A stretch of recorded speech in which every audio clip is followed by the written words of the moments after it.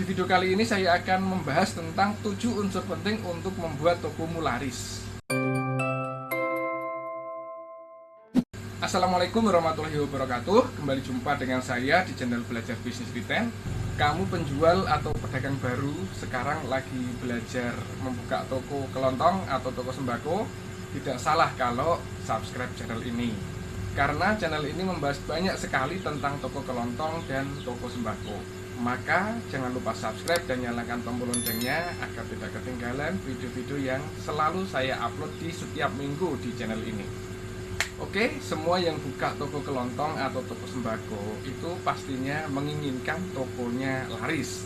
Berikut 7 unsur penting untuk membuat tokomu laris.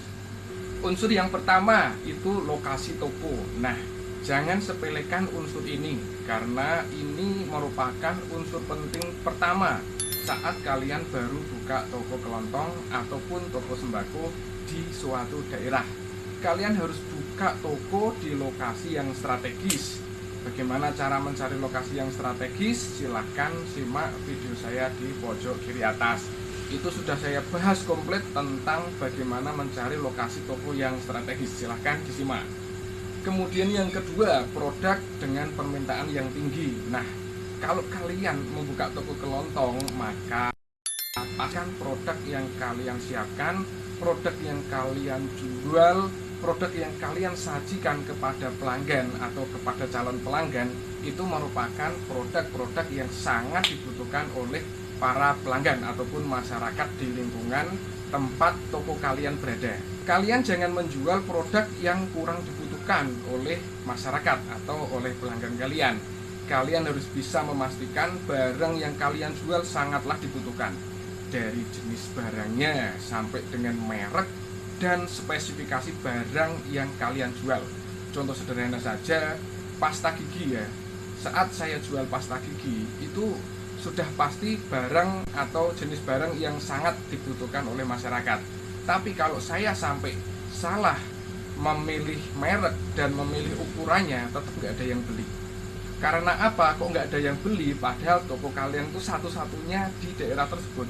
Ya karena memang pelanggan itu tidak butuh pasta gigi merek tersebut. Mereka lebih menginginkan merek yang lain. Contohnya setiap hari pelanggan itu pakai merek A, tapi kalian menyediakan merek B. Tentunya pasta gigi kalian tidak akan ada yang beli.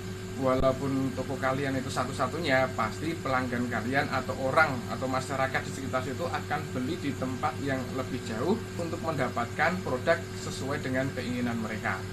Jadi jangan sepelekan ya unsur produk ini ya. Produk yang sangat diminati oleh pelanggan atau masyarakat itu adalah nomor 1 yang harus kita sediakan. Toko saya sendiri saat ini memang menjual barang-barang yang memang laku di lingkungan saya.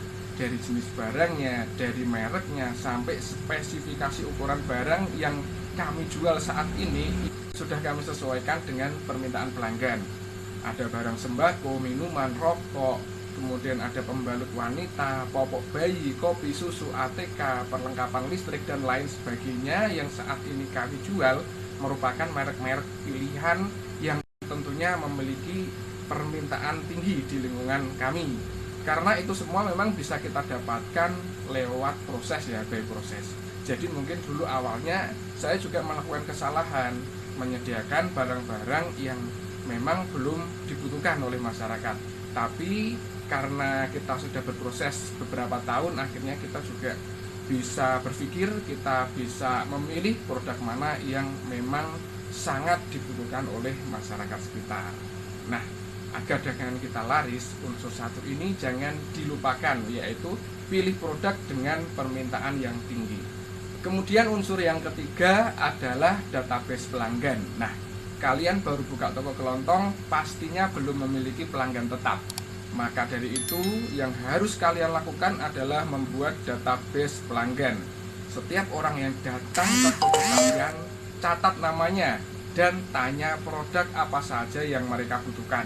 Kemudian bilang ke mereka kalau produk tersebut akan kalian sediakan, sehingga besok-besok lagi mereka akan datang lagi ke tempat kalian untuk membeli produk yang mereka butuhkan. Jangan khawatir, dengan berjalannya waktu maka kalian akan mendapatkan banyak pelanggan tetap.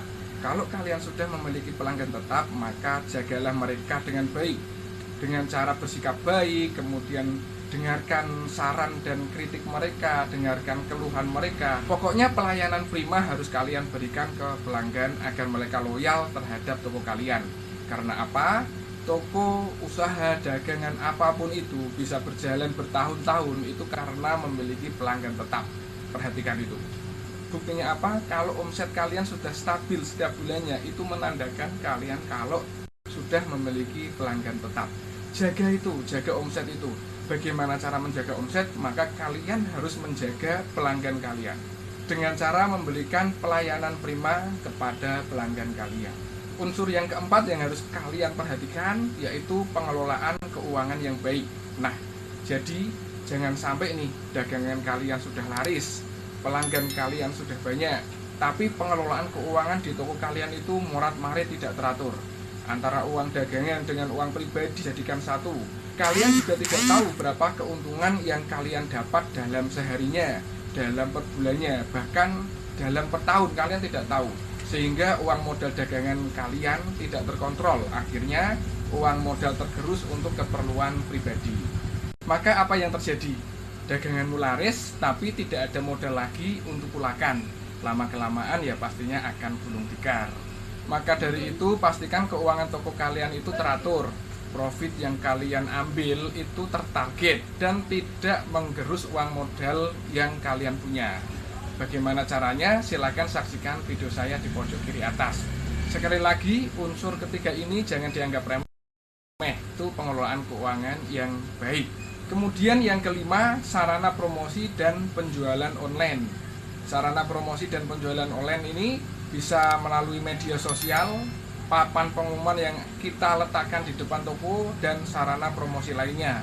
Untuk penjualan online, kalian bisa memanfaatkan fasilitas gratis dari aplikasi penjualan online yang ada saat ini. Banyak kok, silakan browsing. Saya sendiri dalam promosi dan penjualan online sudah memakai aplikasi yang disediakan oleh SRC. Dan selain itu dalam promosi saya juga sering iklan di WA ataupun media sosial lainnya seperti Facebook. Kemudian yang keenam, memiliki visi dan misi yang jelas. Misalkan toko saya sendiri ya, sesuai namanya Maju Sejahtera, memiliki visi mensejahterakan keluarga, karyawan, dan masyarakat. Nah, itu visi saya dari awal saya buka toko kelontong yang saat ini saya dirikan.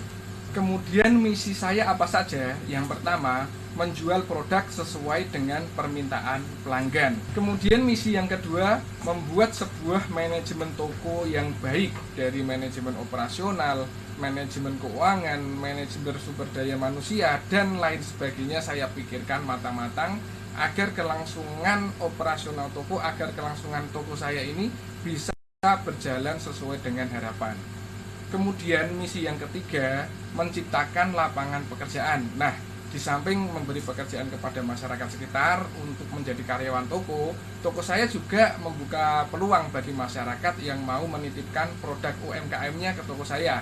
Gratis kami berikan tanpa ada sewa.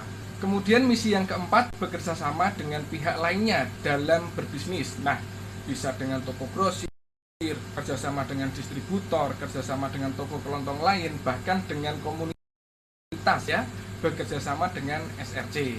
Kemudian misi yang kelima, ikut berpartisipasi dalam kegiatan sosial. Nah, jadi cara saya mensejahterakan masyarakat, di samping membuka lapangan pekerjaan, toko saya harus berpartisipasi dalam kegiatan sosial. Contohnya apa? Menjadi sponsorship kegiatan masyarakat, bisa ikut serta dalam santunan anak yatim dan orang kurang mampu dan sebagainya yang berkaitan dengan sosial masyarakat. Kami siap berpartisipasi. Kalau toko kita punya visi dan misi yang jelas, maka pasti dalam menjalankan kegiatan bisnis kita akan lebih termotivasi karena memiliki tujuan yang jelas yang harus diraih. Kemudian unsur yang ketujuh adalah doa.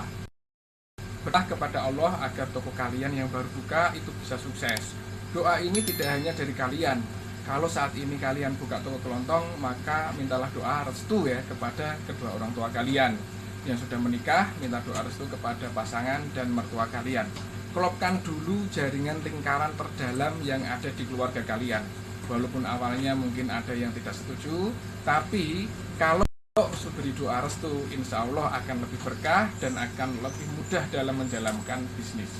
Itulah tadi 7 unsur penting yang harus kalian perhatikan saat kalian punya toko kelontong atau bisnis apapun itu. Semoga informasi ini bermanfaat. Apabila kalian suka dengan info ini, maka jangan lupa klik subscribe dan nyalakan tombol loncengnya agar tidak ketinggalan video-video saya berikutnya. Salam sukses luar biasa bagi kalian semua pebisnis toko retail dimanapun ada.